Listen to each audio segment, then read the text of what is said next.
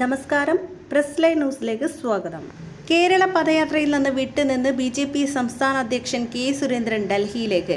AP അബ്ദുള്ളക്കുട്ടിയും MT രമേശും മലപ്പുറത്തും എറണാകുളത്തും പദയാത്ര നയിക്കും. ഡൽഹി യാത്ര സ്ഥാനാർത്ഥി നിർണയവുമായി ബന്ധപ്പെട്ട യോഗങ്ങൾക്കെന്ന് വിശദീകരണം.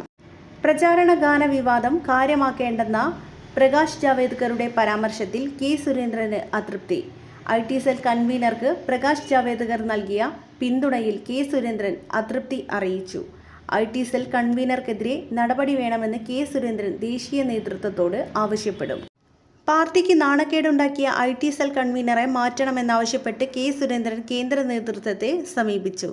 ജനറേറ്റർ കേടായ സമയത്ത് യൂട്യൂബിൽ നിന്ന് പാട്ട് എടുക്കേണ്ടി വന്നതിനാലാണ് പ്രചാരണ ഗാനം മാറിപ്പോയതെന്നാണ് സോഷ്യൽ മീഡിയ വിഭാഗത്തിന്റെ വിശദീകരണം. കയ്യബദ്ധം മാത്രമാണിതെന്നും നടപടിയുടെ ആവശ്യമില്ലെന്നും പ്രകാശ് ജാവേദ്കർ പ്രതികരിച്ചു.